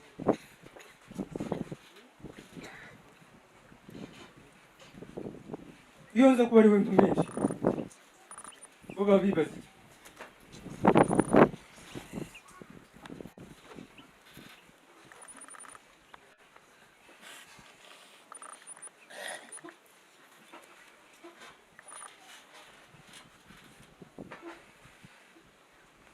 Iyaba ari wowe bajya kuzana nabo ari we menshi bo nkabambaye, bo bakabaye bibaza bati niba ubyibaza gutyo uri umwana wawe.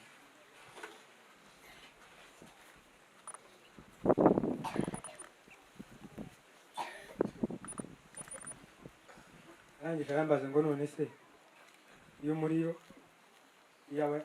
ayawe yashize ntibajya bakugurira nyine mugasangira ntiyi? None arambwira ngo none se, arangiza amubwira ijambo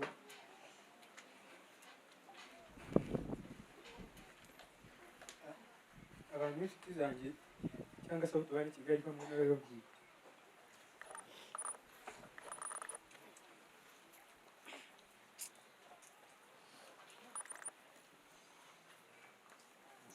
Data yari yarambwiye ngo uzaba umugabo ukiri umwana utazabimenya. Mama arambwira ngo uzarinde upfa udateranyijwe n'undi, uzagira icyaha kuza.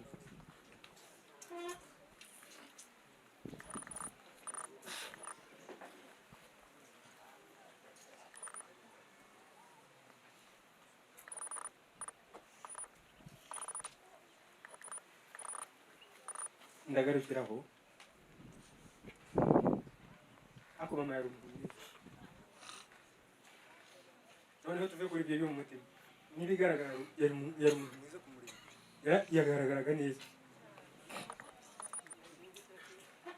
Mwabonye amafoto, ariko ifoto nyine ni iya telefone yawe. Mama batari bamuzi yari mwiza kumureba.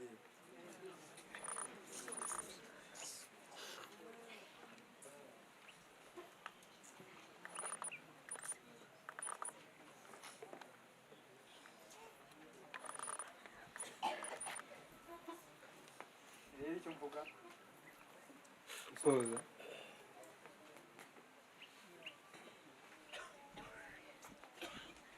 ari abakirisitu cyangwa abatari abakirisitu, ababonye abantu bapfa akenshi bajya mubona ko bishikuza bakigira gutya.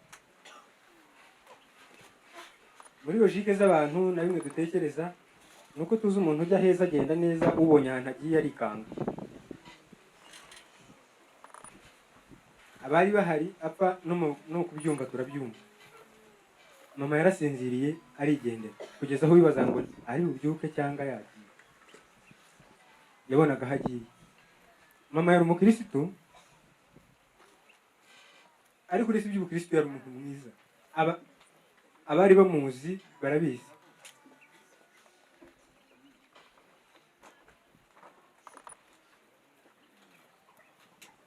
N'abantu batuye hano barabizi, yakundaga abantu bose nk'aho ari abana be.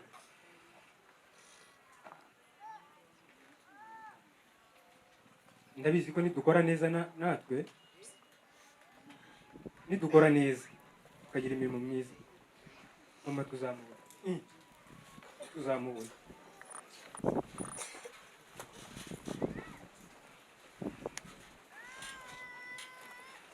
ndashima Imana rero yuko Imana yahaye mama agakiza yamuhaye agakiza ubu mfite icyizere cyo kuzongera kumubona rero humure twarakuze ikintu cyababaje papa cyane kurusha ibindi nuko yagiye atashyingiwe sinzi mama wenda ntiyakunda kubimbwira ariko byari bimurimo ariko abavandimwe banjye n'abandi bazashyingira bazabibona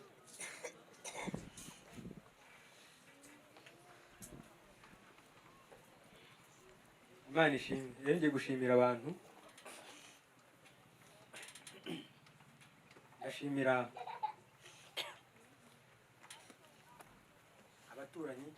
abaturanyi b'urugo rwa Rutamu hano bose ndabashimiye imirimo ikorwa hano yose bayigizemo uruhare n'amaboko yabo ndetse n'ibyabo. Iyo mvuze abaturanyi ba Rutamu mwese murareba hano, ariko hari ahandi inka ziba hakurya hariya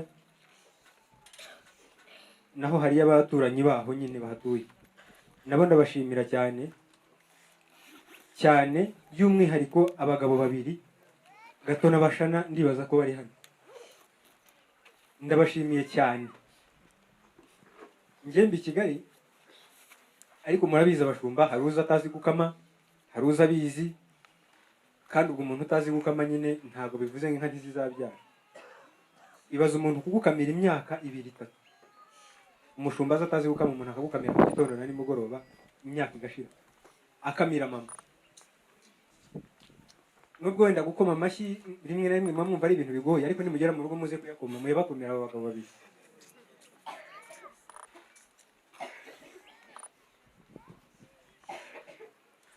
Uretse Imana yamurinze, nibo bamukamiye. Reka byumvikane gutya, dufite inka ariko bamukamira, bagendagaho ziri bakamukamira, bakamubwira ngo bamushyire umukecuru amata. Ntabwo yaburaga amata, nta munsi warimwe yaraye amata. Mureke tujye dushimira n'abantu nyine, twe gutegereza ngo Bashana napfa muzagende mvuge ngo Bashana yakamiye mama. Oya, ndabivuze. Bashana na Gato Imana ibahe umugisha, ndetse n'abo mu bana babemereye gukora ibyo.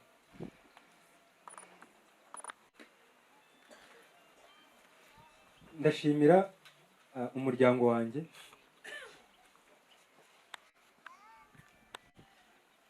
umuryango mugari w'Abahana bari hano, abamubona bose n'abaturanyi, ariko na muryango w'Abahana niwe wateguye, ndetse n'abene Gitore.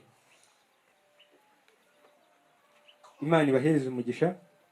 Wenda sindi buvuge umwe ku wundi, ubu data dusigaranye ni Muzehe Rwamurenzi, n'abandi barahari, ariko ubwo niwe mukuru w'umuryango, ubwo niwe data, niwe ubwira ikintu cyose. Marume Makombe, turagushimiye.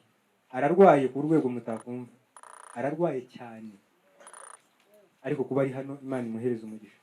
Ndetse na ba mama wacu mwese, Masenge niwe papa yakurikiraga, nawe ari hariya, turamushimiye. Yabaye hano umunsi n'umupfa kugeza, yakabaye adahari wenda avuga ati data musaza wanjye ntawe uhari, ariko arahari kuva mama apfuye kugeza n'ubu, yabanye natwe.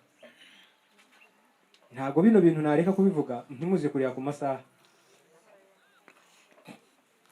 Rero ndashimiye abantu bose, ndashimira inshuti zanjye z'abahanzi, bamwe bari hano nababonye.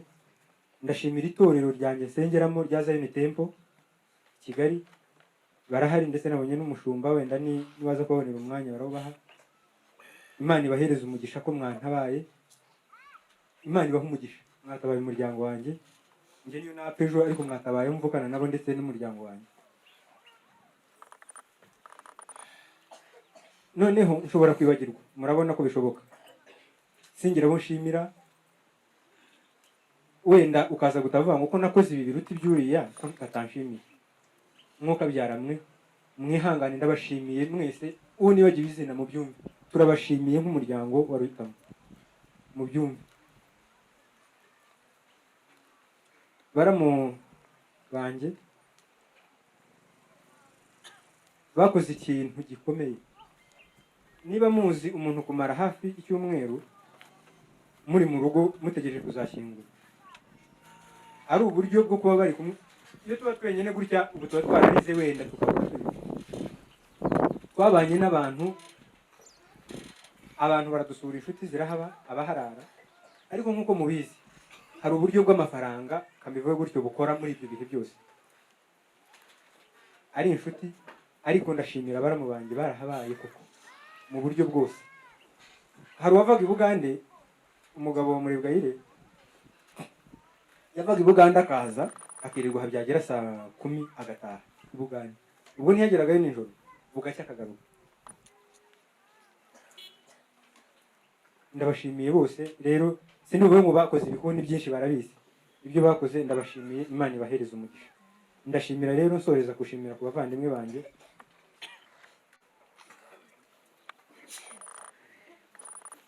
Guhera ku bavandimwe banjye, ndahera kuri gashiki kanjye niko mwita Arandote. Ariko navuze ko ngakunda nk'akana kubera ko niko gatoya mu basigaye. Ndamushimira cyane cyane. Ndetse n'umugabo we ndamushimiye, Elia ndamushimiye, yakoze ibintu nawe bikomeye. Ndabashimiye cyane. Ndashimira abavandimwe banjye bose mubona barakomeye. Buriya nuko iyo umuntu agiye kuvuga ku muvandimwe cyangwa ku mubyeyi, ku muntu mbese wapfushije ugira munsi. Ariko turi twenyine cyangwa mu minsi yatambutse twari dusekamo. Aba babiri bo ntibabasha kuvuga rwose, ariko bafite byinshi. Rero ndabashimiye, Imana ibaheze umugisha. Mukuru wanjye amagambo ya ababiri ubundi bari yego nawe kuvuga ni gake. Bo bavugisha ibikorwa niko babayeho. Rero ndabashimiye. Icyo nibagiwe namwe mukishimiye, mbese muvuge ngo turashimye. Namwe mushimire ibyo mwabonye, mushimire. Nimuze nikitagenze neza ntimugende munenga. Ntabwo iyo umuntu ameze gutya nta gatekereza ngo ari bukosorera abantu bose abashimisha. Ntabwo byakunda, sibyo? Imana ibahereza umugisha, kadusubize umwanya umuyobozi. Murakoze kandi ndabashimiye cyane. Ukarerera n'abandi babyeyi abariho n'abatariho. Muri 79 nibwo data wacu John Rutamu yimutse Kizinga muri Mororo hano, ajya mu mashyamba gushaka inka, korora inka, azigabanya Kizinga ajya Nshenyi. Abantu bari bagitembura Nshenyi. Ageze Nshenyi agaruka kureba se wabo ari we sogokuru na bene se wabo, navuga amazina, ari bo ba data wacu turi kumwe. Bazayicarana nabo abatekerereza uburyo Nshenyi ari isi nziza abantu bakororeramo bakagwiza.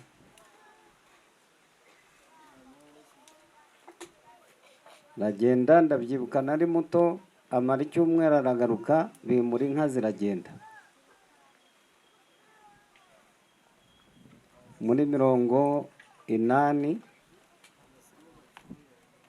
dukurikira inka.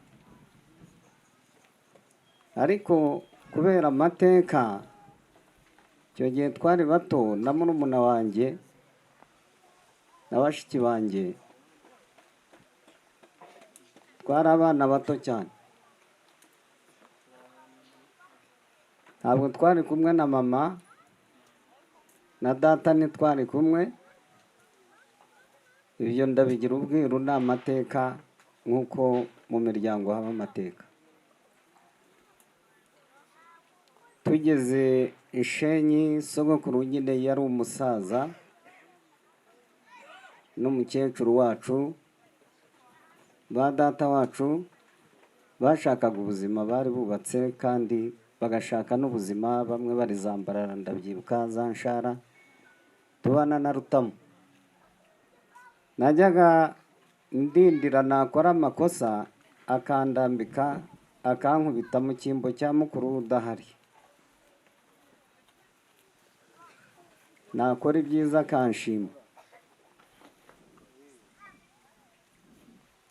Tubana akunda se waba ari we sogokuru. Rutamu ikintu umwibukiraho, yakundaga se wabo, agakunda abana be, agakunda abana bose, twese nk'abana be. Icya kabiri, yatwigishaga imbyino, yaratubyiniraga, akatubyinira imbyino ivuga ngo uwanga ababo ndamugaya, ukunda ababo nkamugana, ntabwo nzabibagirwa. Mu gitondo akabyuka akaza mu rugo akamenya uko twaraye, kigoroba inka zikutse nka saa 12 agaca mu rugo akaduha amategeko, akamenya ibyapfuye n'ibyagenze neza. 82 intambara ya Obote itangiye yo kwirukana abanyarwanda, Rutamu na data wacu Rwibasira baratwimura, turaza tunyagirwa ku cyambu cya Ruterana, izisigaye mbana na Rutamu mu ishyamba n'abana. Hanyuma turabana tujya Nasho, abagiye Nasho bajyayo. Rutamu akomeza kutubera umubyeyi kandi akomeza gukunda urukundo rukomeye ababyeyi be aribo ba sogokuru. Turahunguka inka zarashize, tugaruka Shenyi twareyereye nta kintu na kimwe dufite. Rutamu niwe wabanje gutunga inka ya mbere, abona iya kabiri. Inka mbere ibyaye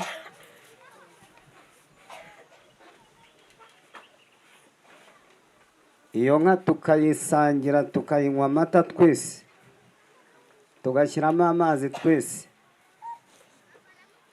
Mukankusi yari umubyeyi utagira ubusambo. Kambabwira ibintu bitatu nari muziho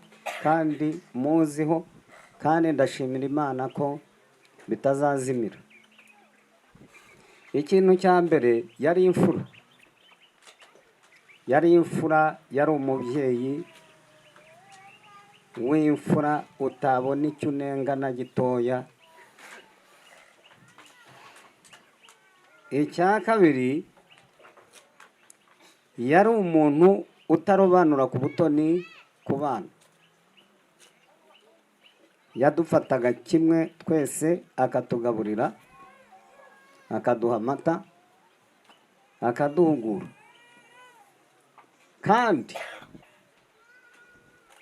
buri gitondo bari batuye haruguru yacu, haruguru ya sogokuru, yazanaga amata buri gitondo. Nta n'uwo yabwiraga ngo agemure, n'aba bana bose nta wagemuriraga sebukwe, niwe wazanaga amata. Yazanaga amata ku manywa, mu gitondo kare yabaga yazaniye amata sebukwe, twakaza kutugaburira twese. Uyu mugabo yavutse we mureba gutya.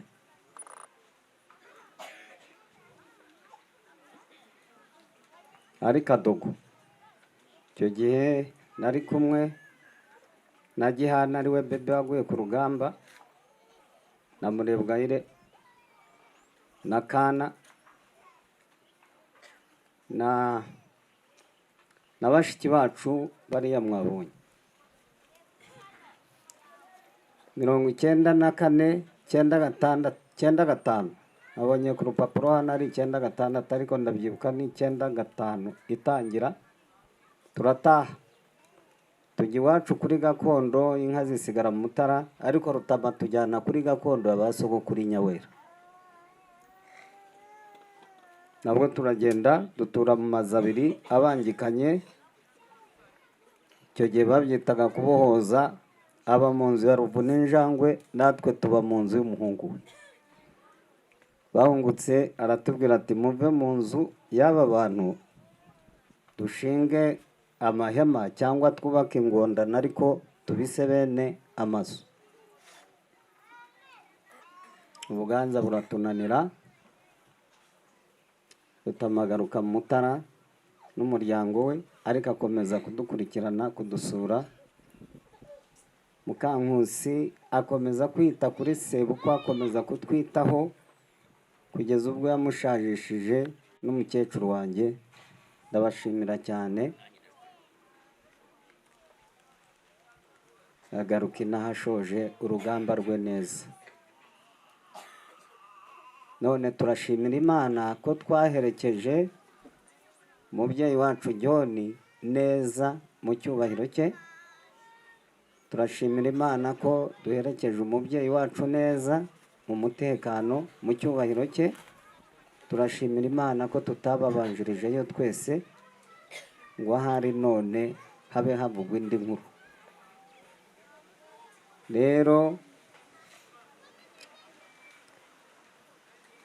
Mukankusi umubyeyi wacu yabaye umwambasaderi mwiza w'umuryango avukamo aba umuhuza mwiza umuryango yashatsemo umurage w'ibyiza adusigiye tuzakomeza kuwubakiraho kandi ntabwo tuzaba gito pasita ibintu yigishaga ni ukuri kuriho ni ukuri kuri mu bantu ariko tugira umurage w'abatangana uhora uduhuza nta rwango rutubamo tuzakomeza gufatanya kandi Imana twarayimenye izakomeza kubana natwe murumuna wacu ni umusore w'intwari ijambo riba muri Bibiliya nzarikubwira rijyanye na Isaka uburyo yashize umubabaro wa nyina tuzariganiraho hanyuma dufate umwanzuro wundi dukomeze tuze kwa John dukomeze tuze mu muryango iwacu Imana ibahe umugisha reka rero mfate umwanya nakire uhagarariye abakwe ariwe Dickson kandi abaye atarahagera twajya ku yindi ntambwe reka twakire Placide niba Dickson atarahagera katwakire Placide kugira ngo azavuge mu izina ry'abakwe bose b'uyu muryango wacu Imana iguhe umugisha murakoze byinshi babivuze nta nubwo nza kuza kubisubiramo ku ruhande rwanjye ni ugushima banje gushimira Imana ko umukecuru tumuherekeje amahoro iyo n'umusana we twaramuherekeje nawe ndabona arimo araza n'umugabo Kayitesi nawe naze hanyuma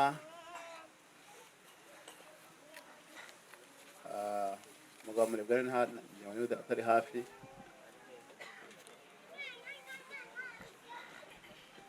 cyangwa se abakwe bose bari hano nibaze abakwe bose bahari nibaze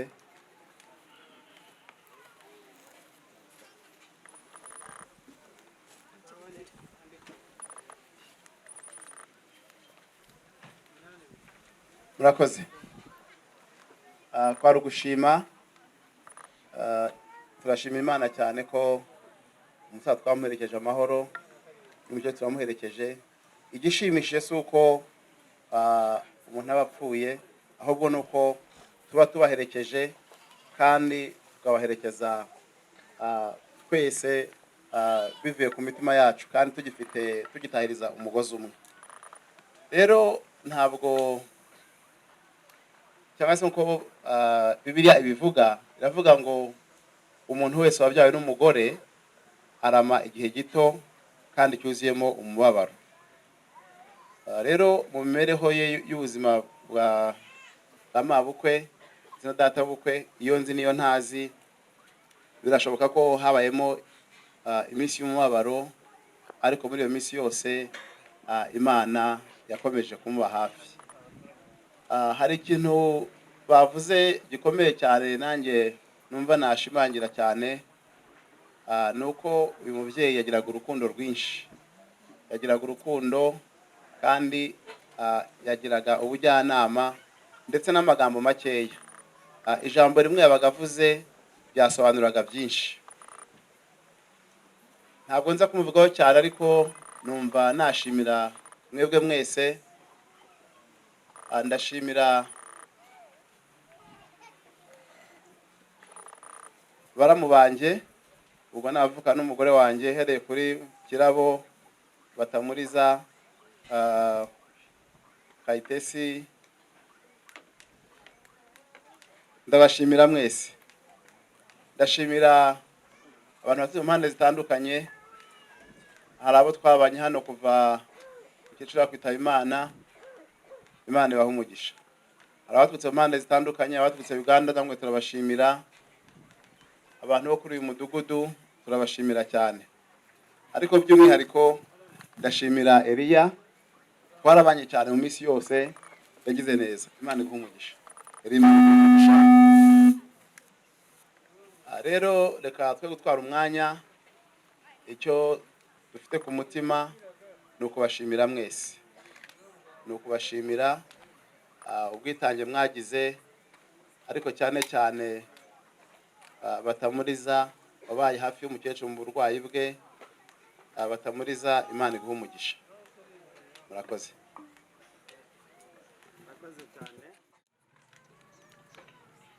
Rero umubyeyi yatuvuyemo, twumvise ubuhamya, ni isomo ku buzima kuri twe dusigaye, kugira ngo natwe bibe impamba y'ubuzima. Rero mu izina ryanjye bwite ndetse n'izina ry'itorero n'abavandimwe turi kumwe hano, turagati mukomere mureme, kuko umwami wacu Yesu nk'uko muvandimwe yatwigishije yanesheje urupfu. Urupfu nta bubasha bwidufiteho. Dufite ibyiringiro rero yuko ari umunsi tuzongera kandi kubona abacu batuvuyemo. Uyu munsi bakaba basinziriye. Rero umubyeyi ntago yapfuye, ahubwo arasinziriye, kandi imanda y'Imana nivuga niwe azatubanziriza kuzuka. Natwe tukiri bazima tubashe gusanganira umwami wacu Yesu Kristo.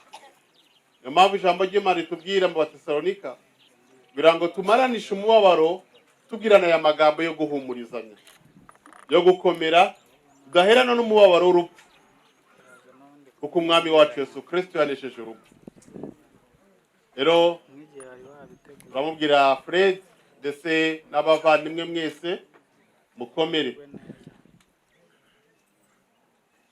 kuba muriho kandi muzakomeza kubaho, kuko ababyeyi batubanjirije bakatuva mu mubiri basize imbuto nziza muri mwebwe.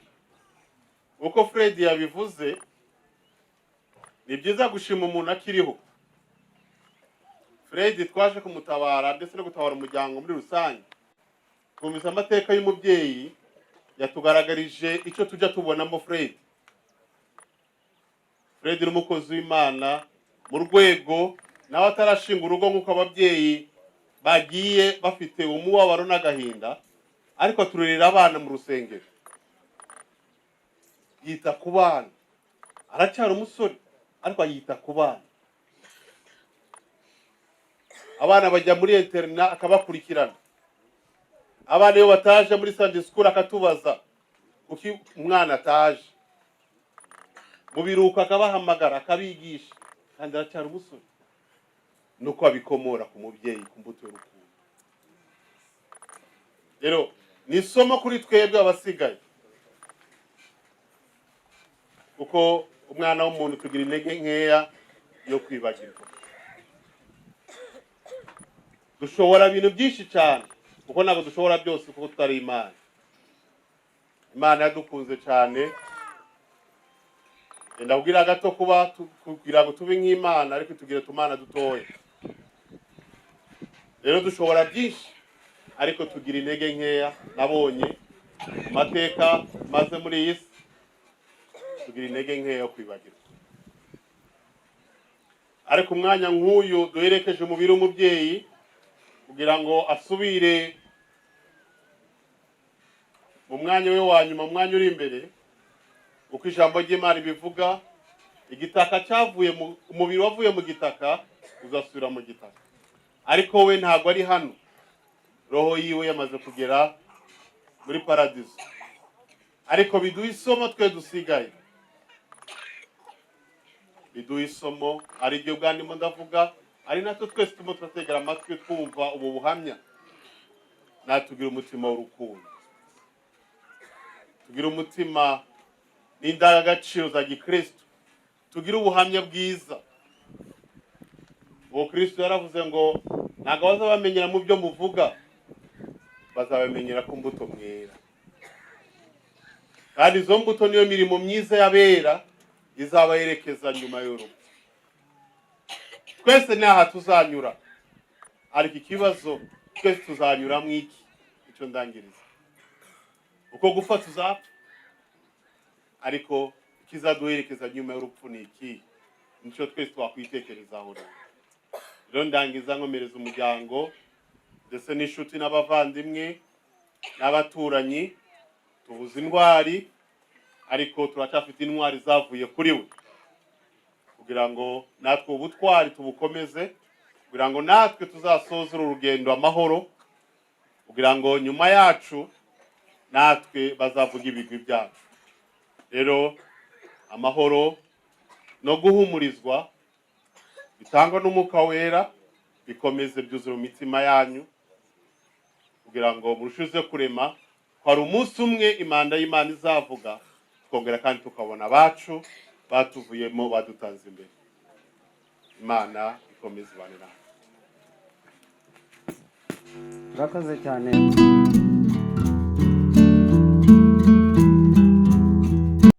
Ntabwo mbabaye kuko araruhutse.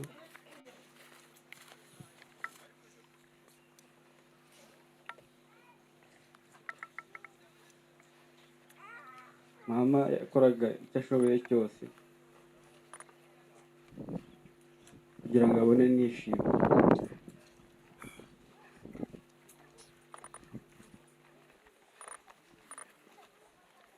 Urumva iyi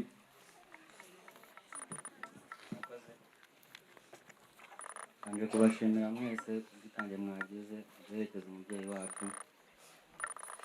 Mwakoze cyane. Nanjye namwitaga mama, nubwo tutabanye cyane, ariko Derika nyine we yanyanya ari uruhinja. Njye naje nkoze kuko Derika we yaje ari uruhinja atazi no kugenda. Rero ndabashimiye, mwakoze. ngaho musubire. Gati. Gasa nk'ejo. Ngo nta wundi nyine ngende mwiteze. Sibyo? Hari umuturanyi wanjye uyu mukecuru hakurya ariko bitaranga mu nzu. Umukecuru ari inshuti yanjye cyane cyane kuko ibintu byose byabagaho byose akambwira ati ndebere, nkumurebera ni nanjye bavuga ko bajya kunamupimira igihe cyose nkamutera inka yarwaye ariko nawe akaba ndi inyuma isaha n'isaha ntabwo yajyaga abura mu nka ze buriya hari intwari nk'uko yabivuze saa 12 saa 11 ajya kubona ukuntu Mukankusi agiye mu nka ariko ntabwo ataka ku rugo rwanjye atanshuhuje wenda akabanza akikanza yari kuri makaga ariko uriya mu bantu b'intwari bose Mukankusi yari intwari yari umuntu ukunda abantu yari umuntu utagera nta n'umuntu yigeze numva amuvugana nabi nta n'amagambo najyaga mwumva hano akunda no kuvuga ngo kanakuriya ntuye mu mudugudu ngo amereye gutya reka agiraga amagambo ye make akuganira akiciro rwose yari umuntu w'amahoro uko yagiye yarwaye amaze kurwara abana aza kubimbwira ahangaha ati n'abajya Nyagatare ahangaha ati ngiye Nyagatare ngaho genda nanjye ukuntu bose urupfu rwamubira ndagenda sinduzi ntabwo nabivuga ngo ndabizi kandi n'abana be barabizi ko nabanaga nawe mu bintu byose barabizi kubera kuri Gihana nabonaga muri mu buzima byose murakoze